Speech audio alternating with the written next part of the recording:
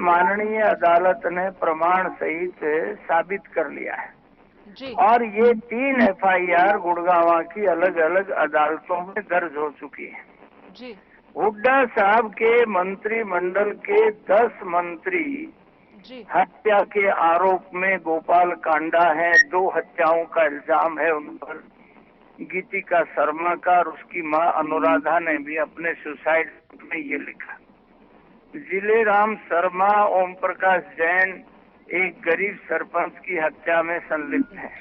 जी जी राम देखिए किशन कई गंभीर आरोप है रामविलास शर्मा जी। आपको बता दें ओपी कटारिया जो इन्होंने आरटीआई डाली, खुलासा हुआ है उनकी आरटीआई के तहत ही। उन्होंने बताया कि ये तो बहुत दूसरे मामले हैं, 500 के करीब ऐसे मामले हैं जो अभी कोर्ट में चल रहे हैं इनके खिलाफ, लेकिन मुख्यमंत्री हैं कि कुछ करने को नहीं है, कुछ नहीं कर रहे हैं। ऐसी क्या वजह हो सकती है और क्यों नहीं कुछ किया जाता? विपक्ष भी 2 दिन सड़कों पर उतरकर नारेबाजी कर चुप बैठ जाता है। तो बर्खास्त किया जाना चाहिए। 4 बार अदालतों ने इनको सम्मन कर लिया और जो ऐच्छिक ग्रांट होती है मंत्री के हाथ में होती है, ये तो मिनिस्टर ऑफ डिफेंस स्टेट रहा है। हमने भी मंत्रिमंडल के सदस्य के नाते 2 बार काम किया है। ये घोर उल्लंघन है जो स्थापित मर्यादाएं हैं, जो संवैधानिक मर्यादाएं हैं, जो मंत्री के नाते बड़ी जिम्मेदारी का पद ये होता है। ये संवैधानिक मुताबिक इनको तुरंत त्याग पत्र देना चाहिए और नहीं तो मुख्यमंत्री को इनको बर्खास्त करना चाहिए और ये मुकदमा इनके ऊपर चलना चाहिए। जी जी शुक्रिया रामविलास शर्मा जी हमसे बातचीत के लिए। ओपी कटारिया जी आपका भी बहुत बहुत शुक्रिया हमसे जुड़ने के लिए, बातचीत के लिए। तो ये थे रामविलास शर्मा, हरियाणा भाजपा के अध्यक्ष, जो हमें बता रहे थे कि बर्खास्तगी की जानी चाहिए। खेल राज्य मंत्री जो है सुखबीर कटारिया पर गंभीर आरोप जो लगे हैं उनको लेकर मुख्यमंत्री को भी कोई कार्रवाई जरूर करनी चाहिए। हमने खेल राज्य मंत्री सुखबीर कटारिया से भी संपर्क करने की कोशिश की, उनका पक्ष जानने की कोशिश की, लेकिन उनसे संपर्क नहीं हो पाया।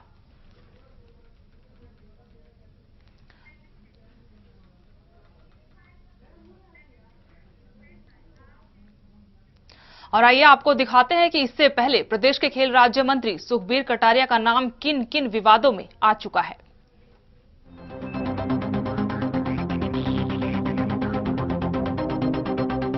खेल राज्य मंत्री सुखबीर कटारिया और विवादों का चोली दामन का साथ है। कभी मंत्री जी फर्जी वोटर कार्ड बनाने के आरोपों में घिरे नजर आते हैं तो कभी फर्जी राशन कार्ड बनाने के। अब ग्रांट में फर्जीवाड़े के साथ सुखबीर कटारिया के फर्जीवाड़े की फहरिस्त लंबी हो गई है। फर्जी वोटर कार्ड को लेकर प्रदेश की सियासत खूब गरमाई थी, इनके इस्तीफे तक की मांग भी की गई थी। अदालत ने सुनवाई के दौरान ये पाया था कि खुद सुखबीर कटारिया ने ही अपने हाथ से फर्जी मतदाता पहचान पत्र बनाने के लिए संबंधित दस्तावेज बनाए और मतदाता आवेदन का फॉर्म भरा था।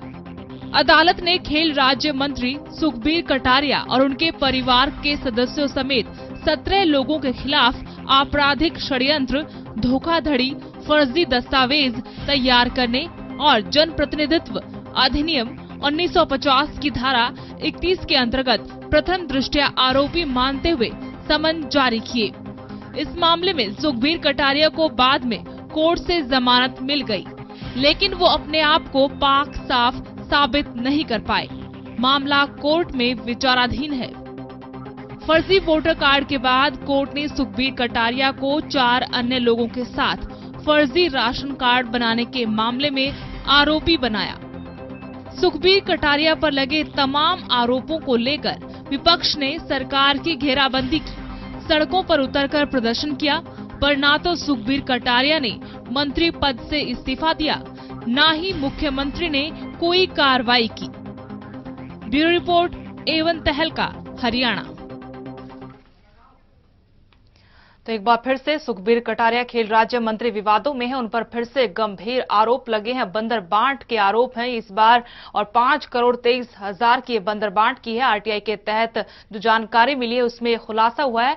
इस तमाम चर्चा में हमारे साथ जुड़े हुए वरिष्ठ पत्रकार अशोक मलिक और RS चौधरी, इनेलो के वरिष्ठ नेता हैं। अशोक मलिक जी, आपसे जानना चाहते हैं इस जो खुलासा, नया खुलासा हुआ है, कई आरोप पहले भी लगे हैं। आपने भी सुना कि आरटीआई कार्यकर्ता जो थे ओपी कटारिया, उन्होंने कहा कि सिर्फ यही आरोप नहीं है, दूसरे कई मामले इनसे जुड़े हुए हैं, लेकिन मुख्यमंत्री चुप्पी साधे बैठे हैं। क्यों कुछ नहीं कर रहे, किसी को नहीं पता। आप क्या कहना चाहेंगे? आखिर ऐसी क्या वजह है कि मुख्यमंत्री कोई कदम नहीं उठा रहे, जबकि उनके ही मंत्री पर कई बार गंभीर आरोप लग चुके हैं भ्रष्टाचार के? मुख्यमंत्री जी की कोई मजबूरी नहीं है सिवाय इसके कि वो राजनेता हैं, और राजनेता इस मामले में खामोशी को आसान समझते हैं। अब वो एक आदमी को हटाएंगे तो ऐसे और मामले भी सामने आएंगे। ऐसे मामले सिर्फ कटारिया जी के साथ संबंधित हो ऐसा कुछ नहीं है। भ्रष्टाचार के ऐसे मामले आप अगर ढूंढेंगे तो सब जगह मिलेंगे। तो जब आप राजनेताओं को एग्जीक्यूटिव अथॉरिटी देते हैं, उनको आपने एक डिस्क्रिशनरी फंड दे दिया और वो लगातार बढ़ता चला जा रहा है। ये सिर्फ मंत्रियों के लिए नहीं है, ये पार्लियामेंट के मेंबर्स को भी है और विधानसभा के मेंबर्स को भी है। जो डिस्क्रिशनरी फंड्स होते हैं उनका इस्तेमाल वो मनमाने ढंग से करते हैं, और मनमाने ढंग से करने में उनका एक मोटिव कभी ये कॉमन है कि वो उसका इस्तेमाल इस तरह से करें जो अगले इलेक्शन में उनके काम आए। जिन्होंने पिछले इलेक्शन में उनका साथ दिया उनको इनाम देंगे, और जो अगले इलेक्शन के लिए सहयोग देने वाले हैं उनको पहले खुश करेंगे। ये समस्या हमने डिस्क्रिशनरी फंड का जो फैसला किया तभी से शुरू हुई है, और डिस्क्रिशनरी फंड्स बहुत पुराने चल रहे हैं, कई दशक हो गए। अब इनकी मात्रा बढ़ गई है और इसलिए ये समस्या भी बढ़ गई है। इसको खत्म करने की कोई राजनेता कहता नहीं है, कोई तैयार नहीं है। मैं समझता हूँ कि विपक्ष वाले भी चाहते हैं कि ये चलते रहें। हालांकि वो भ्रष्टाचार के मामले में सरकार के खिलाफ झंडा भी उठाते हैं, पर वो इस तरह के जो डिस्क्रिशनरी फंड्स हैं इनको ख़त्म करने की कोशिश वो भी नहीं करते हैं जी। और जनता के सामने अगर विकल्प यही है तो वो जिसको भी चुनेगी वो यही काम करेगा और उससे यही नतीजा सामने आएगा। ज़रूरत है इस सिस्टम को पूरी तरह से बदलने की, और ट्रांसपेरेंसी की ज़रूरत है। जो प्रोसिक्यूशन सिस्टम है वो अच्छा इफेक्टिव होना चाहिए। एक पुरानी कहावत है, शेक्सपियर ने कहा था कि seizures wife should not only B clean but also look clean. तो उसके मामले में वो राजनेताओं पे लागू होती है। सीजर शासक थे, और जो राजनेता आज के हैं उनके लिए भी कसौटी वही होनी चाहिए कि वो न सिर्फ साफ हों बल्कि साफ दिखें। पर यहाँ तो ये है कि जो दागदार हैं, जिनके ऊपर कीचड़ उछाला जा चुका है या कीचड़ चिपका हुआ है, वो भी बेनिफिट ऑफ डाउट लेने की कोशिश करते हैं। और बेनिफिट ऑफ डाउट जो है वो इस मामले में लागू नहीं होना चाहिए। मुझे लगता है कि राजनेताओं के लिए जिस तरह जो ज़्यादा अधिकार वाले लोग हैं उनके लिए कसौटी अलग होनी चाहिए। सीजर ने जो सीजर की वाइफ आर्य चौधरी जी आपके पास आना चाहते हैं और ये जानना चाहते हैं कि आप विपक्ष में बैठे हैं, विपक्ष काफी कुछ इस मुद्दे में कर सकता है। जनता को तो यही नहीं पता कि उनके लिए कोई ग्रांट आई थी, उसका इस्तेमाल मंत्री जी ने कहां कर दिया। अब विपक्ष यहां पर ये भूमिका अदा कर सकता है कि इस मुद्दे को जनता के बीच लेके जा सकता है, जनता को ये बता सकता है कि ये ग्रांट आपके लिए थी और इसका इस्तेमाल यहां पर गलत तरीके से किया गया है। और ये भी जानना चाहते हैं आर्य चौधरी जी आपसे कि विपक्ष की क्या रणनीति रहेगी इस पूरे मसले पर, क्योंकि एक दागदार मंत्री बार बार घपलेबाजी करता है लेकिन सरकार कुछ नहीं करती उसके खिलाफ। इसमें सबसे पहले बड़ी बात तो यह है कि डिस्क्रिशनरी ग्रांट की जो राशि है जी। वो जितनी ज्यादा बढ़ेगी उतनी ही ज्यादा बेकायदगी के अवसर मंत्रियों के पास होंगे जी। आप ये देखिए, जब चौटाला साहब मुख्यमंत्री थे, स्टेट मिनिस्टर के 12.5 लाख रुपए और कैबिनेट मिनिस्टर के 25 लाख रुपए हुआ करते थे। आज चीफ पार्लियामेंट्री सेक्रेटरी मेरी सूचना के अनुसार 2 करोड़ रुपए, cabinet minister state minister 2.5 crore रुपए और कैबिनेट मिनिस्टर 2 करोड़ 75 लाख रुपए और मुख्यमंत्री 22 करोड़ रुपए के डिस्क्रिशनरी ग्रांट प्रतिवर्ष बांटते हैं। तो जब राशि बढ़ेगी तो बेकायदगी और इंडिस्क्रिशन बढ़ेगा। एक तो इस राशि को एक नियंत्रित किया जाए, बहुत ज्यादा राशि नहीं दी जाए। जितनी ज्यादा राशि देंगे तो इतने ही आरोप उभर करके आए। इससे इनकार नहीं किया जा सकता। लेकिन आर चौधरी जी, यहाँ पर आरोप तो जब आपकी पार्टी की तरफ से कोई आरोप लगाया जाता है, जिस तरह से कांग्रेस के एक मंत्री पर अब आरोप लगे हैं भ्रष्टाचार के, तो कांग्रेस के बड़े नेता यही कहते हैं पहले अपने गिरेबान में झांक कर देखे इनेलो के नेता, क्योंकि उनके दो बड़े नेता इस वक्त जेल में हैं। आज कांग्रेस सत्ता में है जी, केंद्र में भी है, स्टेट में भी है, बोलने का अधिकार उनका भी है, बोलने का अधिकार हमारा भी है। वो बोलते हैं कितना सच है, जनता जानती है कि ये झूठ बोलते हैं, सुबह शाम बोलते हैं, टेलीविजन पर बोलते हैं, पत्राचारों के माध्यम से झूठ बोलते हैं, जनता जानती है, जनता पहचानती है। कहने से ही एक आरोप नहीं प्रमाणित हो जाया करता।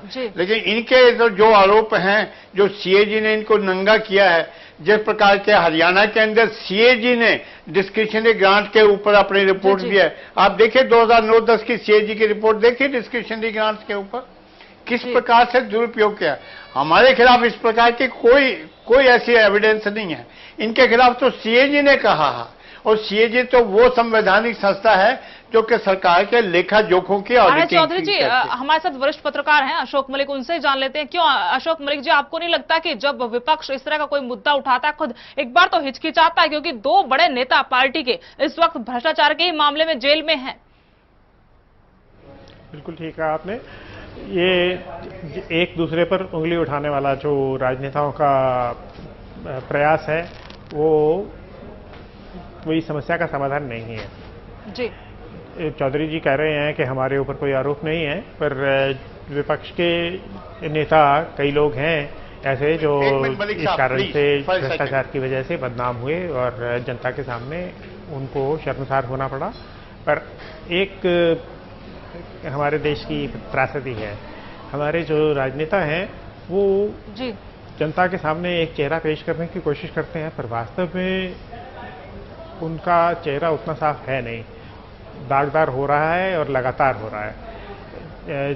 जो राजनेता जेल में हैं वो इस कारण से हैं क्योंकि उन्होंने भ्रष्टाचार किया, इस कारण से नहीं कि उनको फंसाया गया, और जो उसके बावजूद अपने गलत काम के बावजूद बचे हुए हैं वो इस कारण से बचे हुए हैं क्योंकि उनको बचाने में सत्ता लगी हुई है जी, और उसके लिए व्यवस्था ठीक करने की ज़रूरत है। अभी थोड़ी देर पहले चौधरी साहब कह रहे थे कि न्यायपालिका को इसमें हम शामिल ना माने तो ठीक है। न्यायपालिका के सामने अगर तथ्य ही ठीक नहीं आएंगे तो न्यायपालिका क्या करेगी?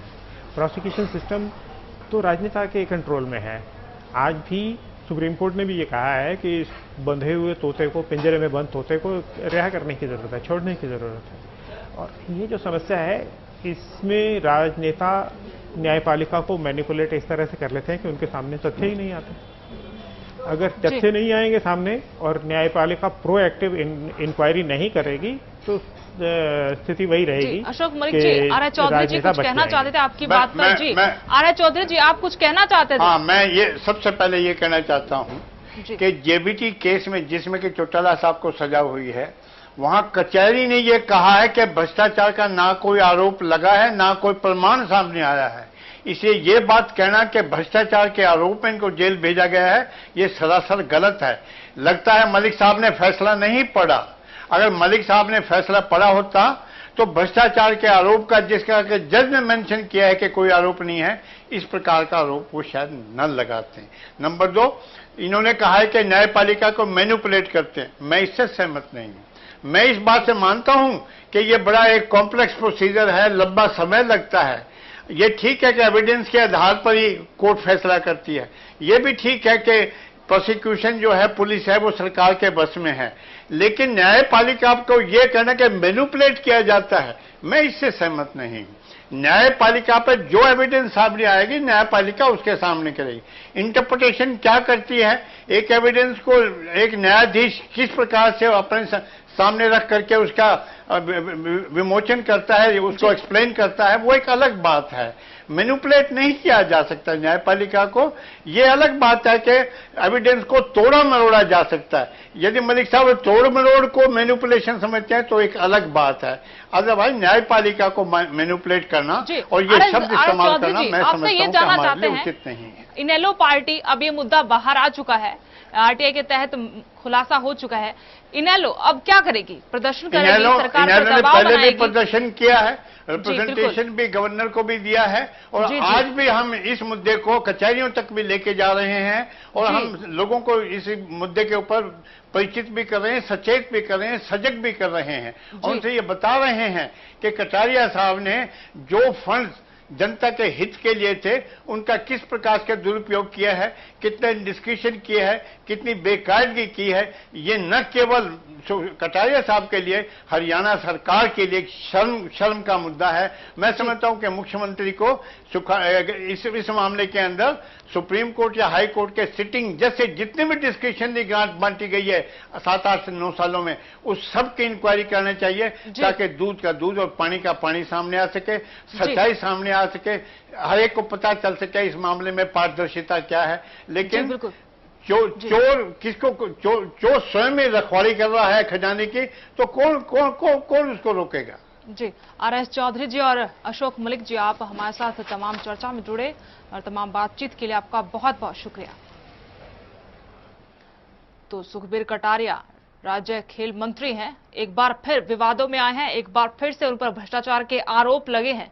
5,23,00,000 की बंदरबांट के आरोप लगे हैं सुखबीर कटारिया का और विवादों का लगता है चोली दामन का साथ हो गया है और पहले भी उन पर इस तरह के आरोप लगते रहे हैं, लेकिन वो पहले भी अपना मंत्री पद बचाने में कामयाब रहे और देखना यह है कि क्या इस बार इन नए आरोपों से वो इस मुश्किल से निकल पाएंगे या नहीं। इसी के साथ हरियाणा विशेष में आज इतना ही। आप देखते रहिए A1 तहलका हरियाणा।